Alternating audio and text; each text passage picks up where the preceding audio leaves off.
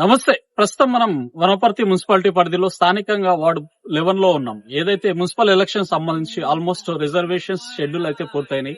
So దీనికి సంబంధించి 11th ward నుంచి కాంగ్రెస్ పార్టీ యొక్క ఆశావాహుల్లో నందిపేట తులసి అదేవిధంగా తిరుపతయ్య గారు అయితే నామినేషన్ వేయడం జరిగింది. వారి మాటల్లోనే కాంగ్రెస్ పార్టీ వచ్చి కూడా దాదాపు 2 సంవత్సరాలు పూర్తి అవుతా ఉంది. ఈ 2 ఏళ్లలో ఎటువంటి అభివృద్ధి కార్యక్రమాలు చేశారు, రేపు గెలిచిన తర్వాత కూడా ఎటువంటి అభివృద్ధి కార్యక్రమాలు చేద్దాం అనుకుంటున్నారు, 11th వార్డులో ఎటువంటి సమస్యలు ఉన్నాయి, ఇలా పలు అంశాలపై వారితో మనం మాట్లాడే ప్రయత్నం అయితే చేద్దాం. సార్ నమస్కారం. నమస్కారం. నమస్కారం సార్. ఎట్లా ఉన్నారు, బాగున్నారా? బాగున్నాయి సార్. అంతా బిజీ ఉన్నారు. కొద్దిగా ఎన్నికలుగా సార్ ఏరియాలో నామినేషన్ అయితే వేసినట్టున్నారు. చేసాం సార్. ఇట్లా కాంగ్రెస్ ప్రభుత్వం వచ్చిన తర్వాత మన వార్డు పరిధిలో ఎటువంటి అభివృద్ధి కార్యక్రమాలు చేసే ప్రయత్నం చేశారు సార్? డ్రైనేజ్ వ్యవస్థను కొంత ఏరియాలో డెవలప్మెంట్ చేయడం జరిగింది. పెన్షన్ లేని వాళ్ళ పెన్షన్లు చేయడం జరిగింది. ఇందిరమ్మ ఇండి చేయడం జరిగింది. తర్వాత రోడ్లు, సీసీ రోడ్లు, డ్రైనేజ్, మౌలిక వసతులన్నీ, ఎలక్ట్రికల్ పోల్స్ గానీ, లైట్స్ గానీ అన్ని ఏర్పాట్లు కొంతమేరకు జరిగినాయి సార్. ఇంకా పెండింగ్ ఉన్నాయి కూడా. మేము ఇప్పుడు కాంగ్రెస్ పార్టీ అభ్యర్థిగా కాంగ్రెస్ పార్టీ బలపరిచిన అభ్యర్థిగా మమ్మల్ని గెలిపిస్తే 33 వార్డులో అభివృద్ధిలో అన్నిటికన్నా ముందు వరుస వస్తుంది సార్. ఎందుకంటే ఎమ్మెల్యే గారితో మాకున్న చనువు కాబట్టి. ప్రస్తుతం ప్రచారం అయితే కొనసాగిస్తా ఉన్నారు. ప్రజలు మీ దృష్టికి ఎటువంటి సమస్యలు తీసుకొచ్చే ప్రయత్నం చేస్తా ఉన్నారు, మీరు ఏ సమస్యలు అబ్జర్వ్ చేశారు ప్రచారంలో? మెయిన్ నాగవరం వచ్చేసారు కొద్దిగా ఎండోమెంట్ ల్యాండ్ ఇష్యూస్ మా దృష్టికి తీసుకొచ్చారు. దాన్ని ప్రభుత్వంతో ఎట్లా చేసి ఇది చేయాలనేది. రామ్నగర్ కాలనీ వచ్చేసి కొత్తగా ఎక్స్టెండ్ అయిన కొత్త కాలనీ, అక్కడ డ్రైనేజ్, సీసీ రోడ్లు అవన్నీ లేవు. వాటిని కొత్తగా ఫార్మేషన్ రోడ్లు వేసి వాటిపై డ్రైనేజ్, సీసీ రోడ్లు అయినా వాళ్ళకి అడుగుతున్నారు. ఓల్డ్ ఏజ్ వాళ్ళకి కొన్ని పెన్షన్స్ కూడా ఇప్పించమని అడుగుతున్నారు సార్. మేము పబ్లిక్ లోకి వెళ్తాం.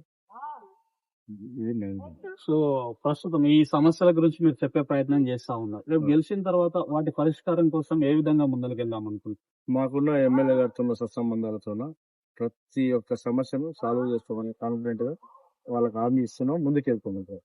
ఎట్లా ఉంటుంది ఇప్పుడు ఎమ్మెల్యే గారి యొక్క సహకారం కార్యకర్తలకు కావచ్చు, వార్డు కావచ్చు, సమస్యల దృష్టికి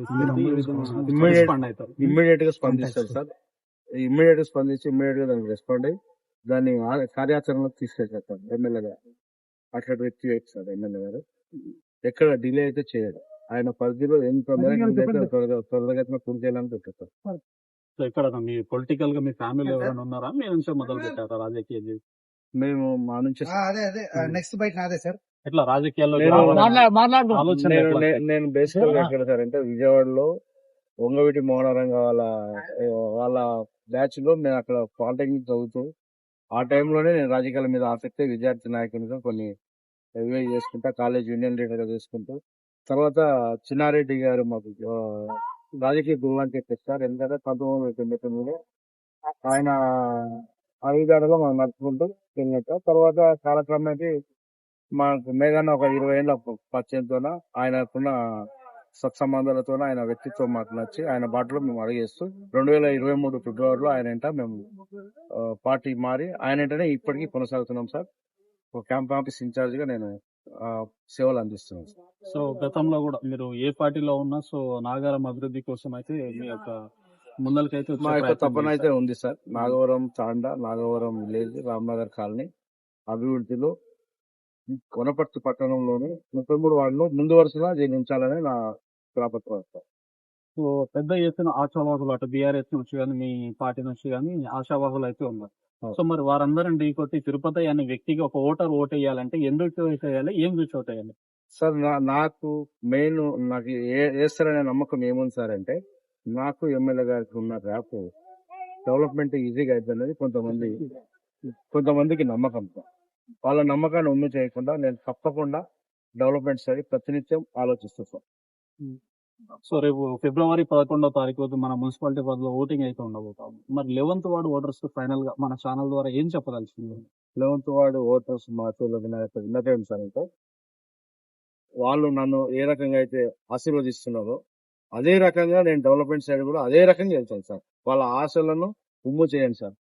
సో తప్పకుండా రాజకీయ నాయకులు నెరవేరుస్తాం. ఎన్నికలు వస్తున్నాయి అన్నట్టు హామీలు చెప్తా ఉంటారు, సమస్యల గురించి బయటకు తీసుకొచ్చే ప్రయత్నం చేస్తా ఉంటారు. తను గెలిచిన తర్వాత వాటిని మళ్ళా మర్చిపోయే ప్రయత్నాలు చేస్తా ఉన్నారు. మరి తిరుపతయ్య గారు కూడా అదే తోవలోకి వస్తారా? లేదు సార్, నేను అలాంటి పరిస్థితి అయితే రానివ్వను. నాగవరం తండలో మెయిన్ ఒక గుడి లేదనేది వాళ్ళ యొక్క వాదన సార్. ఆ గుడి నిర్మాణం కోసం ప్రభుత్వం నుంచి వీలైనంత త్వరగా నిధులు రప్పించి ఆ గుడి డెవలప్మెంట్ కోసం సహకరిస్తారు సార్.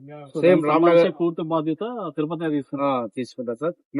రామ్నగర్ కాలనీలో కూడా గుడి లేదు సార్. ఆ గుడి నిర్మాణం కోసం కూడా స్థానిక నాయకులతో మాట్లాడి ఒక ప్లేస్ ఏర్పాటు చేసి గుడి నిర్మాణం కోసం తప్పకుండా నా వంతు ప్రయత్నం చేస్తాం సార్. సో ఇది ఏదైతే తిరుపతయ్య గారి మాటల్లో, సో గతంలో ఒక విద్యార్థి నాయకునిగా వారి యొక్క రాజకీయం మొదలు పెట్టినప్పటి నుంచి నేటి వరకు కూడా సో నిత్యం ప్రజాసేవలో ఉంటూ సాధ్యమైనంత వరకు అభివృద్ధి కార్యక్రమాలు చేసే ప్రయత్నం చేసినామని చెప్పేసి, ముఖ్యంగా కాంగ్రెస్ ప్రభుత్వం వచ్చి కూడా 2 సంవత్సరాలలో ఏదైతే ఇందిరమ్మ ఇల్లు గురించి కావచ్చు, రేషన్ కార్డ్స్ కావచ్చు, సన్నబియ్య కార్యక్రమం గురించి కావచ్చు, ఇలా ఈ యొక్క సంక్షేమ పథకాలతో పాటు ఇంకా కొత్తగా రోడ్స్ కావచ్చు, డ్రైన్స్ కావచ్చు, సో ఇలాంటి కార్యక్రమాలు ప్రజల్లోకి బ్రహ్మాండంగా తీసుకెళ్లే ప్రయత్నం చేస్తున్నామని కూడా వారి మాటలో ఒక వివరించే ప్రయత్నం అయితే చేస్తా ఉన్నారు. కాబట్టి 11th వార్డు నుంచి కూడా రాబోయే ఎలక్షన్లలో ఓటు వేసే ప్రతి ఒక్క ఓటర్ ఆలోచన చేయాలి. సరైన వ్యక్తి ఎవరు, సమర్థవంతమైన వ్యక్తి ఎవరు, అధికార పార్టీ మద్దతున్న వ్యక్తులు ఎవరు, వీటన్నిటిని ఆలోచన చేసి రేపు కౌన్సిలర్ అనే సీట్ లో సరైన వ్యక్తిని కూర్చోబెట్టినప్పుడే వార్డు అనేది అభివృద్ధి విషయంలో ముందరికి వెళ్ళడానికి ఆస్కారం ఉంటుంది. కొంచెం ఏ మరపాటు ప్రయత్నం చేసినా మరొక 5-6 సంవత్సరాలు అనేది వార్డు అభివృద్ధి విషయంలో వెనక్కి వెళ్ళడానికి ఆస్కారం ఉంటుంది. కాబట్టి వీటన్నిటిని ఆలోచన చేసి మరీ ముఖ్యంగా అధికార పార్టీ మద్దతున్న వ్యక్తులకు మనం మద్దతు ఇచ్చినప్పుడే ఏదైతే వార్డు అనేది అభివృద్ధి విషయంలో వెనక్కి వెళ్ళడానికి ఆస్కారం ఉంటుంది. ఫర్ ఎగ్జాంపుల్ ఒక ఇందిరమ్మ ఇల్లు కావాలంటే అధికార పార్టీ మద్దతులో ఉన్న వ్యక్తులకు సో ఇక్కడ ఒక కౌన్సిలర్ గా గెలిపించినప్పుడు వారు స్థానిక ఎమ్మెల్యే గారితో కొట్లాడి 5 ఇండ్లు గాని 10 ఇండ్లు గాని అది ఏ ఫండింగ్ అయినా ఫండింగ్ విషయంలో తీసుకురాగల శక్తి సామర్థ్యాలు వాళ్ళకు ఉంటాయి. కాబట్టి వీటన్నిటిని ఆలోచన చేసి ఫిబ్రవరి 11వ తారీఖు రోజు 11th వార్డు నుంచి ఓటు వేయబోయే ప్రతి ఒక్క ఓటరు సరైన వ్యక్తిని కౌన్సిలర్ సీట్ లో కూర్చోబెట్టి మన యొక్క వార్డు అభివృద్ధి విషయంలో ప్రతి ఒక్కరు తోడ్పాటును అందిస్తారని కోరుకుంటా ఉన్నాం. థ్యాంక్ యూ వెరీ మచ్ అన్న. మంచి మెజార్టీతో గెలవాలి. Okay sir, okay sir. మీ ఆశీస్సు, వార్డు ప్రజల ఆశీస్సులు, మీ ఆశీస్సు.